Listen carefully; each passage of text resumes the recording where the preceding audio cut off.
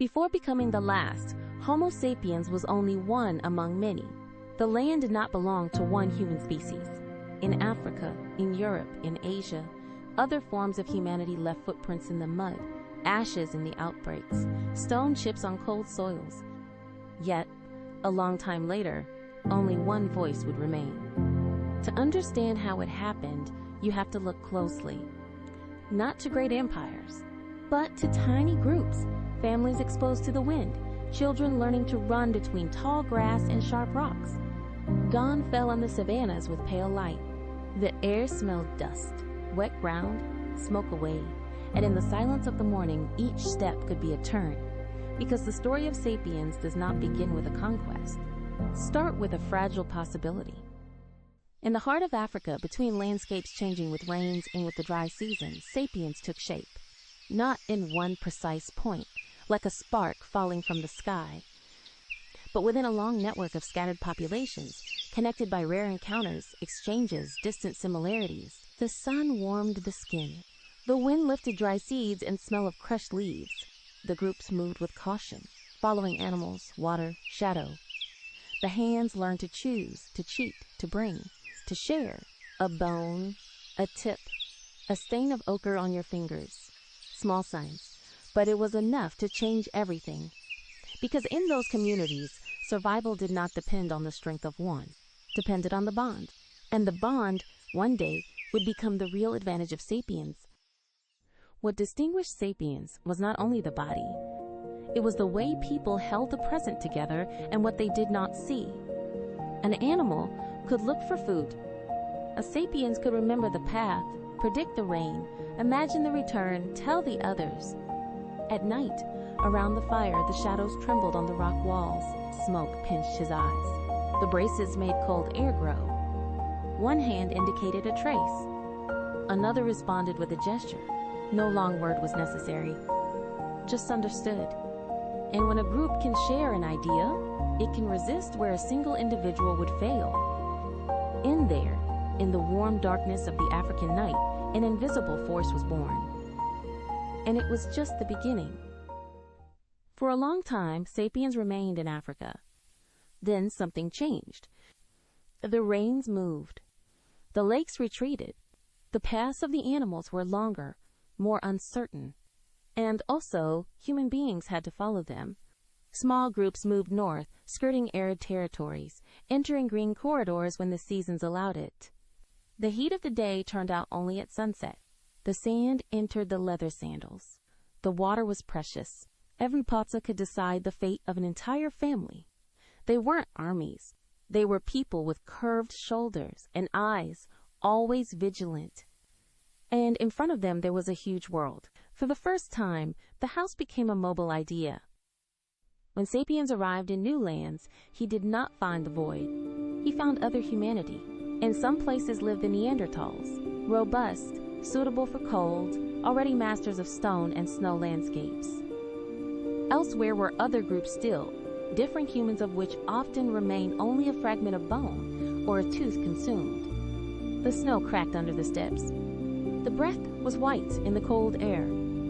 The cavern smelled of old smoke and animal fat. Two groups could see each other from afar. They could avoid. They could observe in silence. In that silence, there was already all future history, because the first encounter between human species did not resemble an epic battle. It looked like a moment suspended, and from that moment could all be born, or disappear everything. In the north, life had the color of stone and smoke. The winds cut the skin. The nights were long. The light came pale, almost tired. Sapiens learned to adapt quickly. Hair sewn with tendons, replies against the wind. Fires guarded as treasures.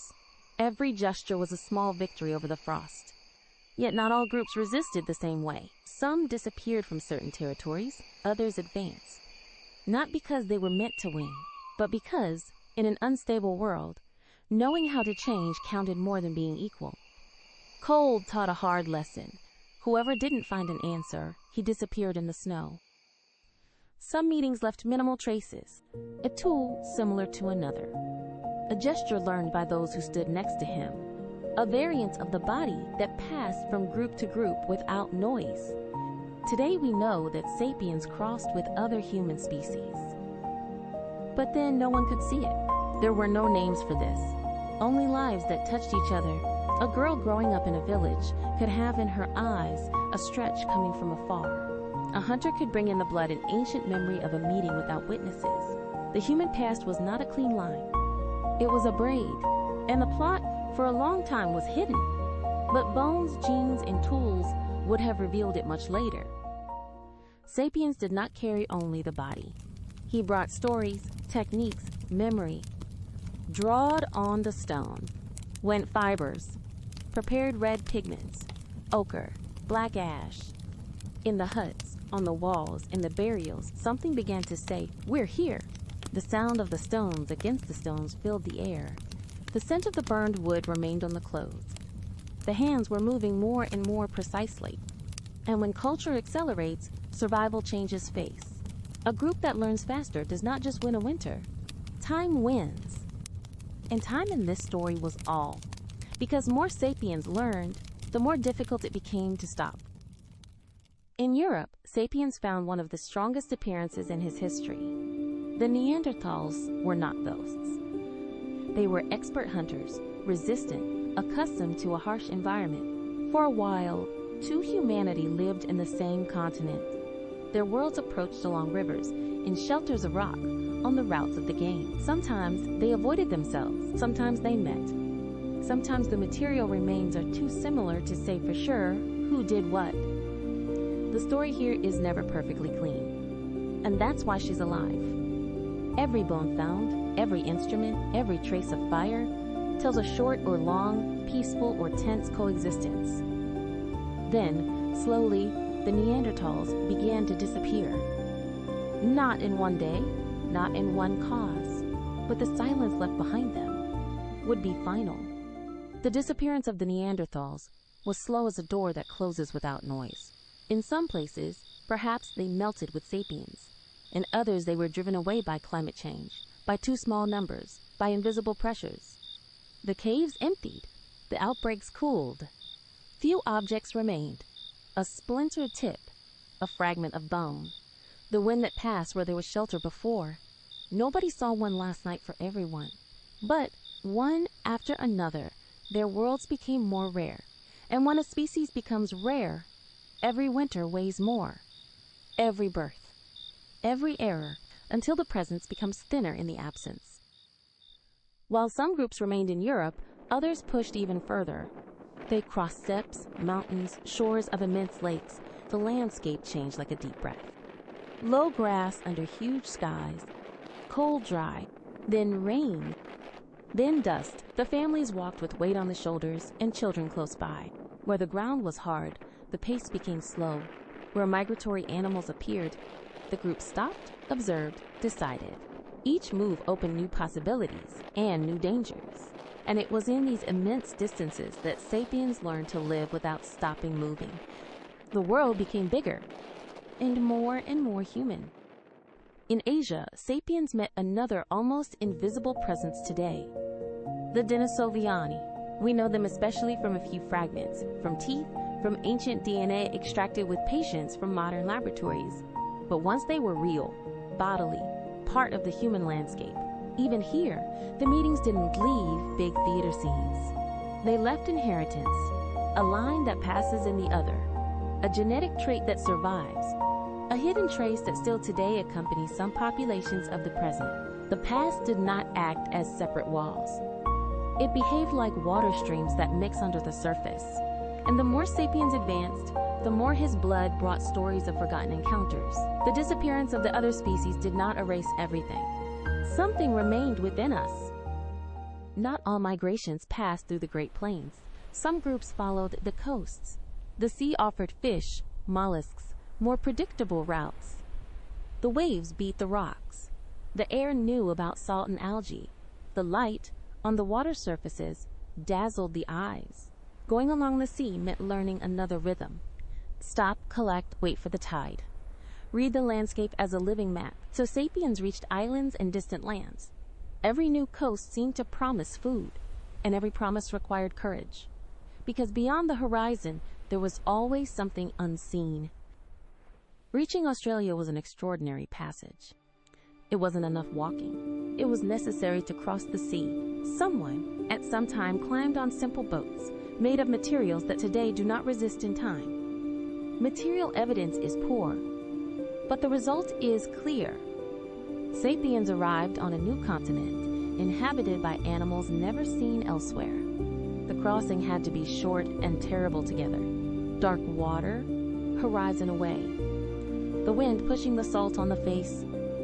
Then the earth, and with the earth, a new frontier of human presence. Wherever he came, Sapiens never found an empty world. Much later, Sapiens also reached the Americas. Along the great final expansion towards Northeast Asia and then beyond, through lands now transformed by time, the human species found another continent. Cold was intense, the vast and open ground, the long, hard, uncertain journey. Here the story becomes thinner and more distant. The tracks are fragmentary, but the sense is the same. Sapiens knew almost everywhere, and where he came, the world changed his face. Even here, men were not alone on Earth forever, only that other human groups, in these lands, were not present as in Eurasia. The fate of Sapiens, however, was now clear. Expand until you cover the planet. The power of Sapiens was not only in the conquest of space. He was in the density of relationships. An isolated group was vulnerable. A network of groups could exchange partners, ideas, tools, information. What we call culture today was already a form of collective survival. The smoke of the fires rose in different places, but it brought the same intelligence. The generations learned looking, copy, correcting, remembering. In a world without archives, the body itself became archive. And the more the groups were connected, the more the likelihood that Sapiens resisted where others yielded. The story of the last human being also began from here. As Sapiens occupied new lands, the other human species became rarer. The phenomenon had not only one cause: climate change, competition for resources, small populations already fragile, dating that could help or absorb. The result, however, was the same. Different appearances, discarded one after another. In some places, their passage left tools, bones, signs of occupation. Then nothing. The lands that had known more humanity were less and less. The planet no longer became simple. It only became more alone. And that loneliness would forever change the meaning of the human word. Today, the past of other human species is not entirely lost. Lives in us as a hidden signature, a part of the Neanderthal DNA, traces of Denisoviani in some populations, signs that tell real crossroads happened long ago. The modern laboratory illuminates what the Earth had hidden: a tiny bone, a genetic sequence, a slow certainty, conquered with patience. Sapiens did not completely erase other human beings. He partially absorbed them. And in doing so, he brought with him a fragment of that lost world. Maybe this is the most human point of all. No story really ends without leaving something in the blood of who remains. In the end, only Homo sapiens remained on Earth, not because he was the strongest in a simple way, not because fate had chosen one species by principle, but because, in the long run, sapiens knew how to change, bind, expand, absorb, adapt. And because other humanity could not resist the same pace. That doesn't make history happier. It makes it more true. Under today's sky, every human face belongs to the only remaining species. But behind that face, there are still ancient meetings, migrations, mixes, absences. The last human being was not born alone. It's the result of a missing crowd. And when we look at ourselves, we are also looking at the shadows of those who are no longer there. In this documentary, the following works and research institutions have been used as main historical sources: Chris Stringer, Lone Survivors, How We Came to Be the Only Humans on Earth; Svante Pavel, Neanderthal Man, In Search of Lost Genomes; Rebecca Ragsykes, Kindred, Neanderthal Life, Love, Death, and Art; Jean-Jacques Blanc, The Origin of Sapiens and the Topology of Human Diversity. Michael Petraglia, Human Dispersal and Behavior in the Pleistocene. Max Planck Institute for Evolutionary Anthropology. Nature. Science.